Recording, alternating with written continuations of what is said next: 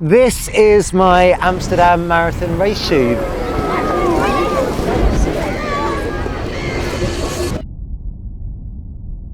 I challenged myself I was going to run a marathon. I woke up at 5 in the morning.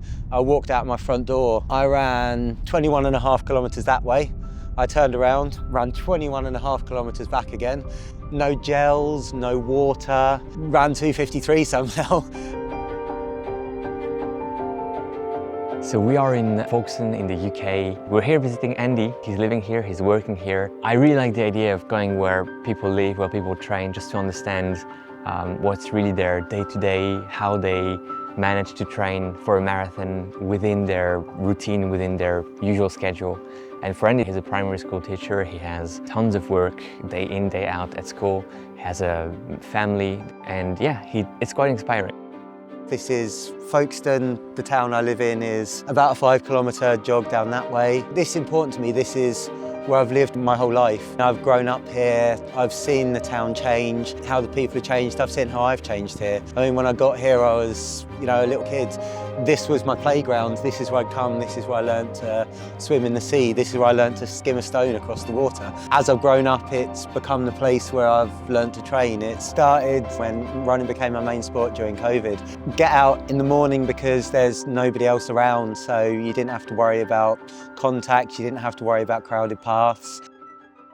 I was running on my own around that kind of time in the morning, and one morning I was running down an alley to get back to my house, and 2 other runners just waved at me, stopped me and said, hey, stop. We see you every single day. Do you run at this time every day? And I said, yeah. And they said, well, meet us here tomorrow. And that was 3.5, 4 years ago, several thousand kilometers ago.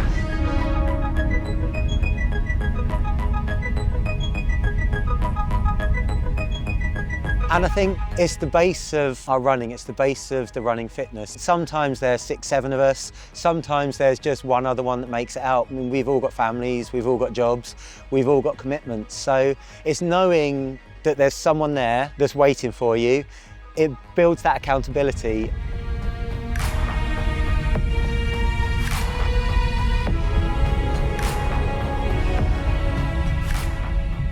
It helps on mornings when it's cold, mornings when it's dark, mornings when it's raining, mornings when you don't want to do it. You know there's someone waiting there for you. You don't want to let them down. You get rolling, and before you know it, your day has started in the best way possible. And it goes back to the Meta Endurance and the Mizuno team. It's knowing you got someone there for you makes the hardest things in life a lot easier. And yeah, that's where we are. We've been doing it for ages, and long may the morning run continue. I really was inspired to see people with very diverse occupations, very diverse jobs, going out at 5:30 a.m. in the morning, seeing that atmosphere at this 5:30 a.m. gathering. It was really, really inspirational, and I think quite some motivation for me as well in my training. Training's going. I mean, there have been some ups, there have been some downs.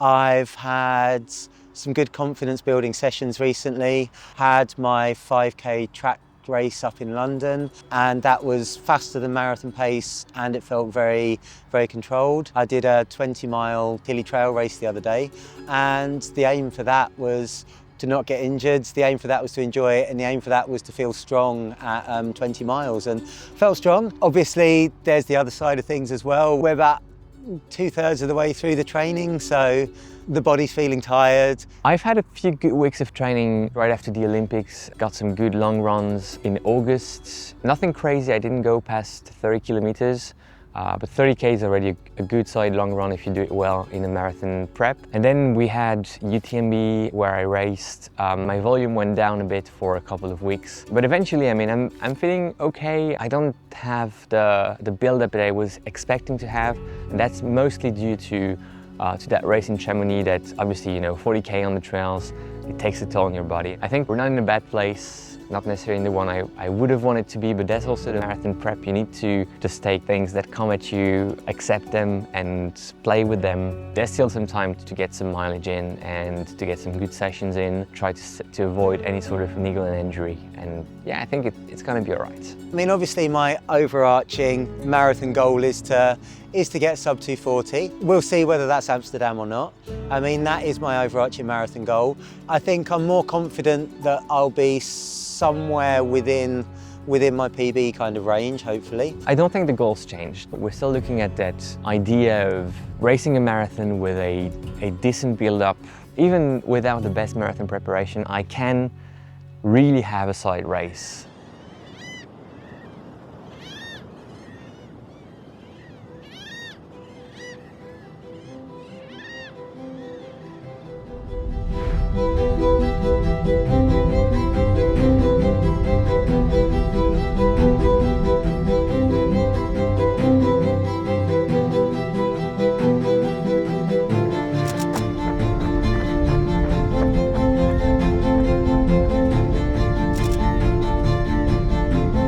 This is my Amsterdam marathon race shoe. Absolutely adore the zebra pattern. I love the dazzle camouflage. Anyone who's a bit geeky, you see something like this, which looks like a race car prototype.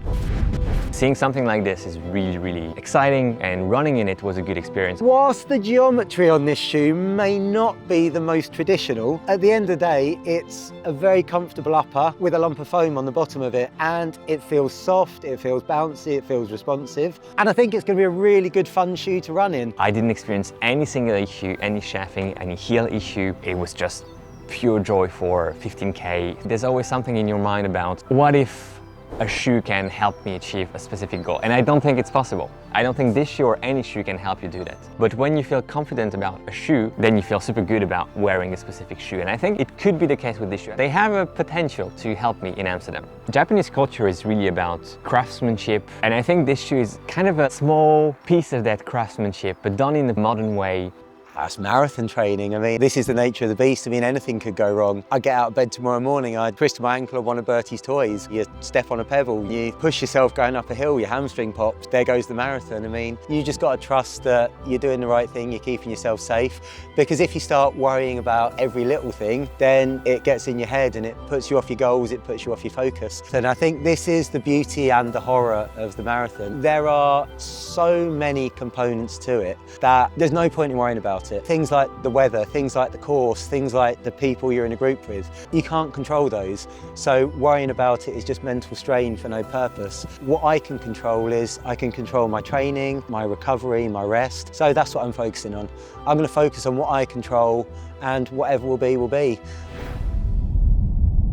I think I'm just scared of being disappointed by the result and by the outcome of that race. It's not the first time, so I know how to manage that external pressure of putting some goals and putting some expectations out on the internet, out with you, people watching, and I think I like it. It kind of pushes me at the same time. I'm mostly scared of just disappointing myself, going weak or like failing at kilometer 25 or 30 or 35, whatever the case may be. That's probably what I'm scared of. It's more of a mental battle to make sure I can be strong till the end. You know, when you're going through times easier or harder in your life, they have an impact on how your mental state is throughout a race. And hopefully I can be in a positive mindset. I can feel strong, not just physically, but also mentally, and be proud of what I achieve in Amsterdam. I don't want to disappoint Mizuno, I don't want to disappoint you people watching.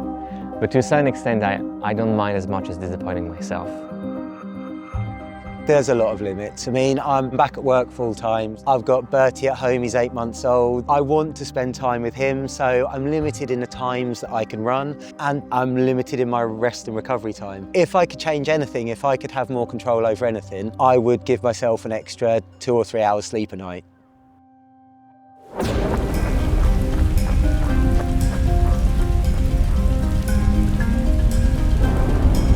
Either I go hard and then I have no limits whatsoever. I'm able to go out hard to an extent where I was really at the very, very limit of what I think my body can do. But I've been to a place where it's not pain anymore. It's just feeling that you are past any sort of reasonable limitations of your body.